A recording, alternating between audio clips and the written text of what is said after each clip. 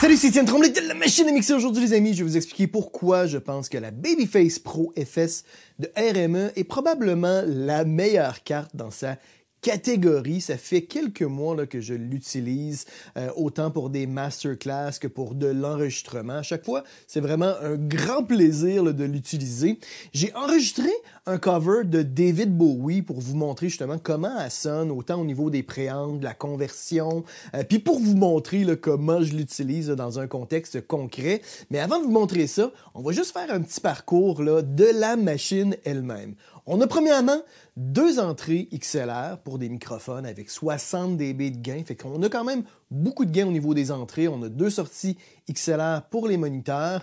On a sur le côté droit 2 entrées, 1/4 non balancées pour des instruments. On peut aussi utiliser ça pour des signaux de type line, là, comme des claviers par exemple. On a 2 sorties d'écouteurs. On a premièrement une sortie 1.8 qui va être une sortie basse impédance pour par exemple des écouteurs comme les Sony MDR7506 et on va avoir une sortie 1/4 qui elle va être haute impédance pour des écouteurs comme par exemple les Sennheiser HD 650. Fait que ça c'est une option quand même intéressante, ça permet vraiment d'optimiser, de bien choisir la sortie selon le type d'écouteur parce que ça a quand même un impact sur la sonorité là, des écouteurs. Sur le côté gauche, on va avoir une sortie, une entrée à date. Fait que ça vous ajoute 8 entrées, 8 sorties à date si vous avez un convertisseur externe. Fait que ça vous permet de faire du multitracking. Vous pouvez enregistrer carrément un band avec ça. On va avoir une connexion MIDI pour une entrée, une sortie MIDI. On va avoir la connexion DC pour le power supply et la connexion USB.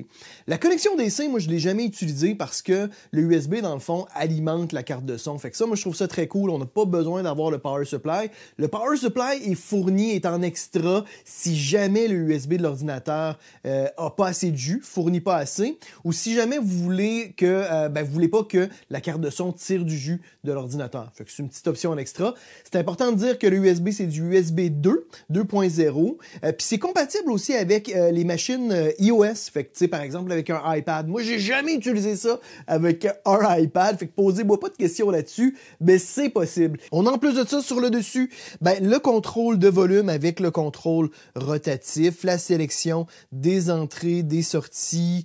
On a un DIMM, puis bon, différentes options. On rentre pas dans les détails, mais bref, on a les meters pour voir les niveaux de nos entrées, les niveaux de nos sorties. Et en dessous de la machine, on a une petite switch pour plus 4 dBU, plus 19 dBU pour le niveau de sortie des moniteurs. Puis on va avoir aussi un genre de petit filetage 3/8 de pouce pour mettre ça sur un support. 3/8 de pouce, je suis pas certain c'est quel type de support, mais bref, on peut la mettre sur un support. Ça vient avec un caisse en plastique pour le transporter. Ça, c'est quand même un gros plus lorsqu'on, justement, on voyage. Moi, je l'ai utilisé beaucoup sur la route. Fait que c'est quand même très cool d'avoir un case qui est solide, qui protège bien la carte. Maintenant, on va aller écouter le cover de David Bowie, de Man Who Sold the World, que j'ai enregistré avec la Babyface. Alors, premièrement, au niveau des arrangements, j'ai fait ça quand même assez simple. J'ai une guitare acoustique, une basse électrique, une prise de shaker, une guitare électrique, un synthétiseur et quelques pistes de voix. Je vais vous faire écouter rapidement comment ça sonne l'ensemble, puis on va aller après ça, piste par piste, avec et sans les effets. Parce qu'en termes de mix, là, présentement, c'est ultra minimaliste. Hein? J'ai quelques EQ, quelques compresseurs ici et là. J'ai un limiteur sur la piste master, puis j'ai une réverbération. That's it.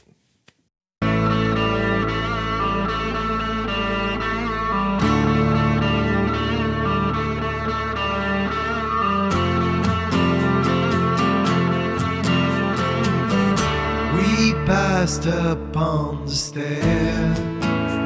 We spoke of was and when, although I wasn't there. He said I was his friend, which came as some surprise.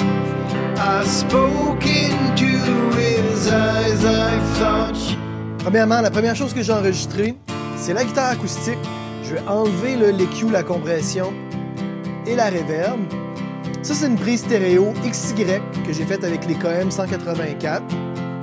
Ce que moi, je trouve cool avec la carte RME, la Babyface Pro, c'est que ça vient avec le Total Mix qui nous permet pour les entrées un quart, pas un quart, mais les entrées microphones, de les mettre soit 2 entrées mono, soit les mettre avec pour que ça soit une entrée stéréo. Fait que ça, moi, ce que je trouve intéressant, c'est quand on a une prise stéréo, c'est qu'on est certain que les 2 microphones vont avoir exactement le même gain. Fait qu'on peut les linker ou les délinker. On a évidemment sur l'entrée, je vais juste là, arrêter le playback, on va avoir sur l'entrée 60 dB de gain, comme je vous ai dit, hein, c'est beaucoup de gain, 65 dB de gain, excusez-moi, je me suis trompé. Hein.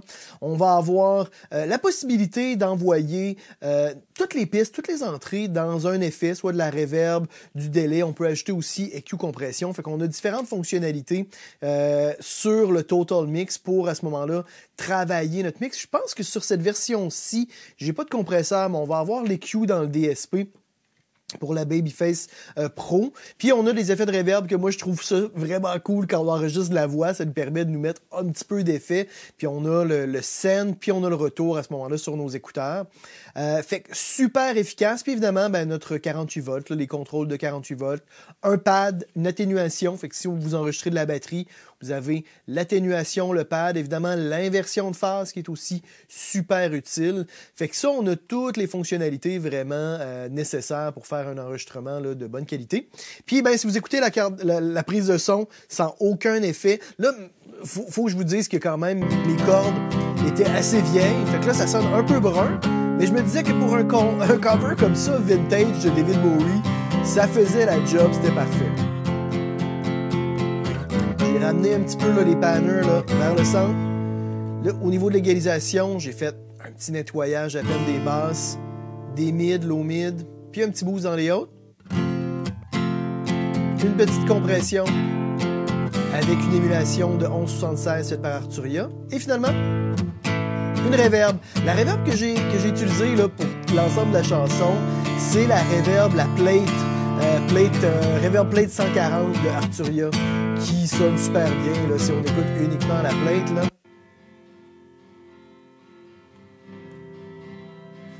Vraiment classique plate. Là.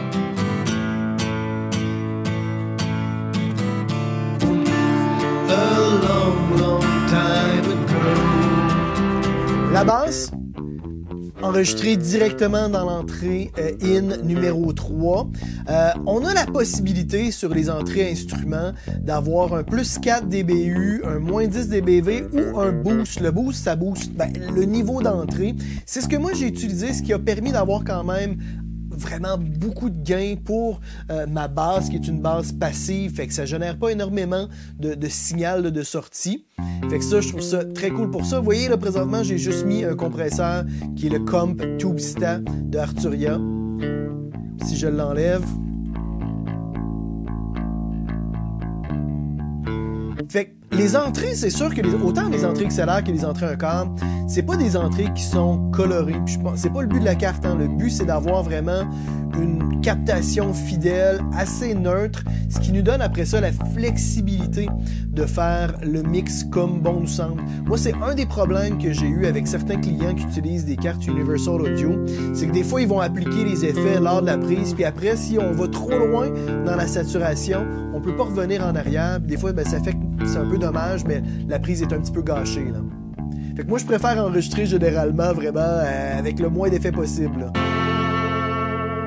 Fait qu'encore une fois, la piste de base. Not me, I never often made.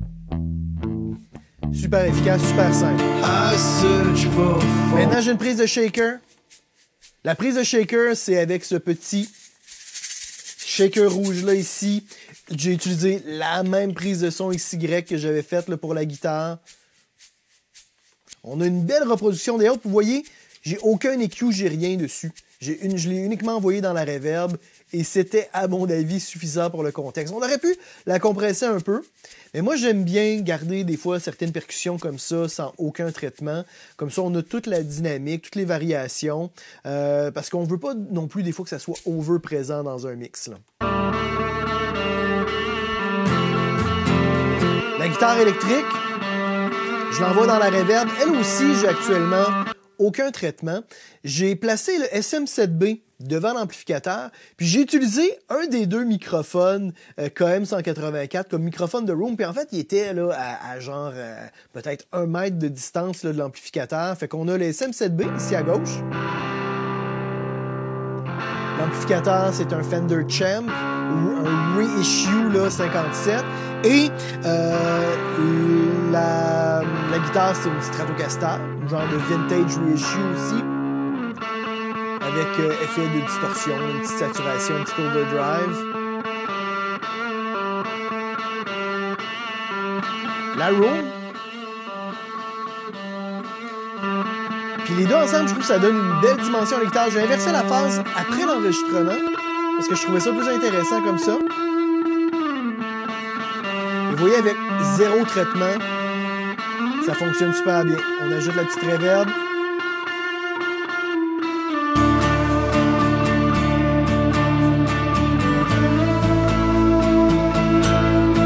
That's it, hein? Maintenant, le synthétiseur, j'ai utilisé le Micro-Freak, le petit clavier là, de Arturia, branché directement dans l'entrée numéro 3 ou l'entrée numéro 4. Bref, j'ai utilisé la sortie d'écouteur en mono, tout simplement. Pour faire un genre de petit clavier orgue que j'ai légèrement compressé juste pour réduire un petit peu l'attaque. Ben, c'est un clavier qui c'est un petit appui là, de vraiment très très simple que j'envoie dans la reverb aussi.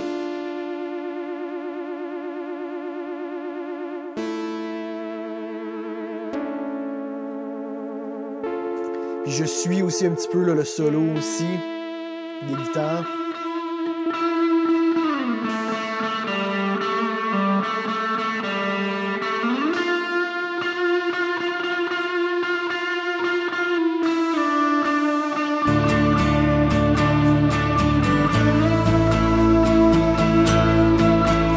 Génial. Puis maintenant, ben pour les voix, le SM7B encore une fois, branché directement là, dans l'entrée microphone. Puis j'avais en masse de gain, hein, j'étais je pense à 40-42 dB au niveau de l'entrée.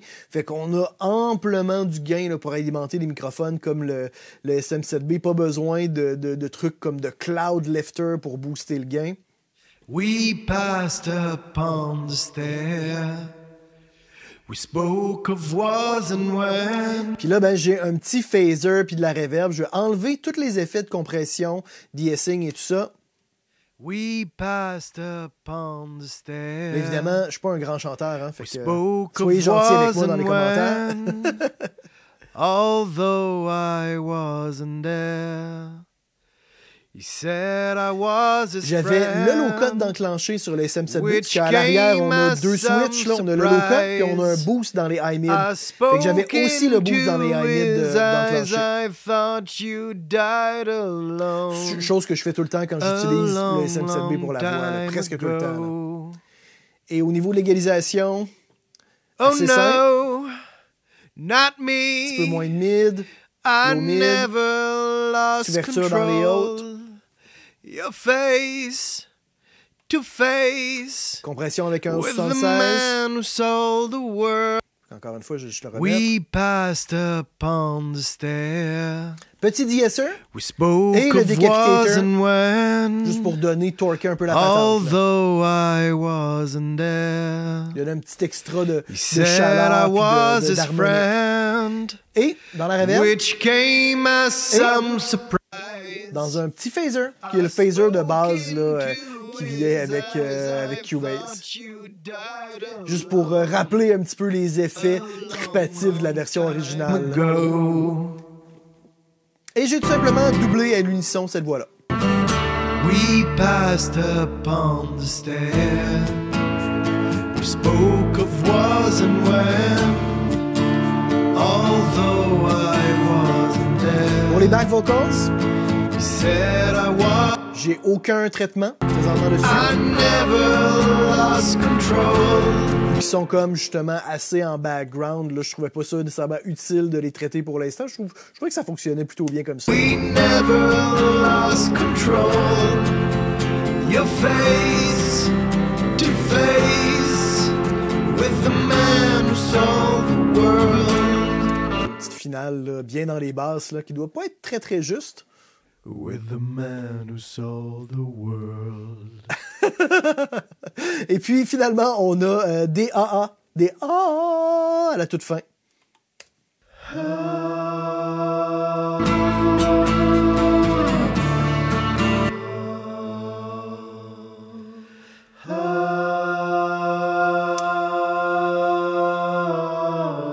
J'ai uniquement un EQ, hein, qui enlève un petit peu de très très basse puis un petit peu de low mid.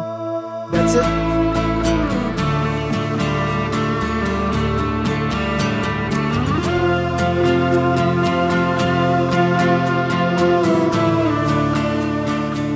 Puis vous voyez en termes de loudness, là, on est assez loud là présentement, puis j'ai presque pas rien fait, hein. J'ai presque rien fait, j'ai juste le limiteur qui travaille pas énormément, puis on est déjà à moins 10 LUFS. Là. On pourrait même aller un peu plus loud si on voulait que ce soit un peu plus écrasé. Là. Puis on pourrait être dans le moins 8 LUFS, etc. Là.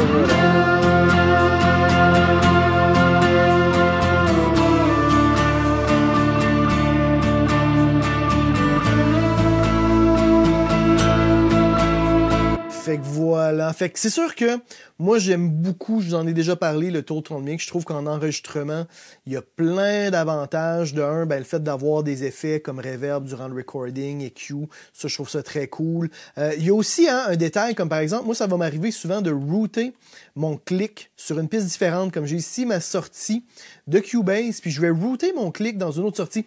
Dans Cubase, oui, moi, je peux ajuster le volume du click, hein, ça, c'est pas un problème. C'est juste qu'en le mettant comme ça, sur le Total Mix, ben, ça me permet rapidement de l'ajuster, puisque d'un instrument à l'autre, ben, on va pas nécessairement entendre le click autant, puis ça me permet juste de l'ajuster de façon optimale pour que ça soit agréable, puis que je l'entende bien.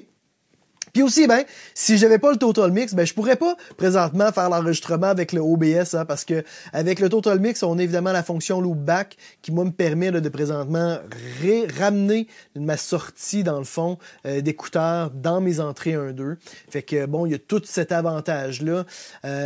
En plus du fait que la latence soit super faible, que ça soit ultra stable. Ça a un impact quand même, hein, parce qu'avec des cartes de mauvaise qualité, si les drivers sont pas bons, ça va avoir un impact sur la stabilité puis la performance de votre système. Fait que ça, c'est quand même une chose importante à prendre en considération. Il n'y a pas que le hardware, il y a aussi toute l'implémentation avec justement votre ordinateur qui va avoir un impact. Fait que ça, c'est important là, de garder ça en tête. Puis ben, RME sont reconnus pour offrir un support technique comme avis de tous les produits. Fait que votre carte, dans 10 ans, vous allez encore avoir les drivers disponibles sur les sites web. Ça, c'est une des choses, c'est vraiment la longévité de leurs produits.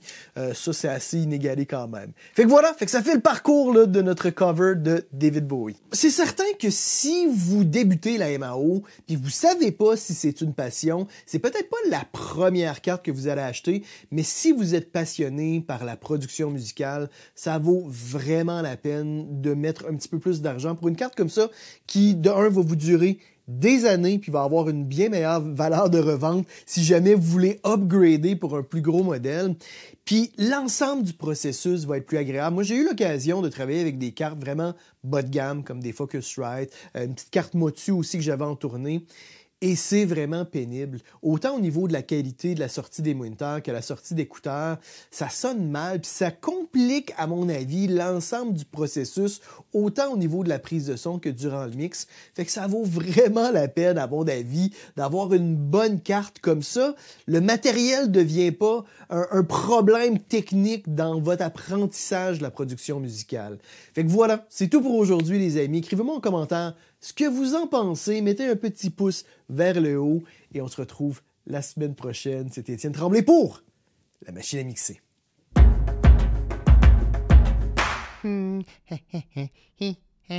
Abonne-toi.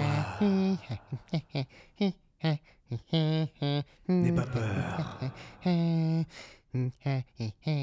Allez, clique. Abonne-toi.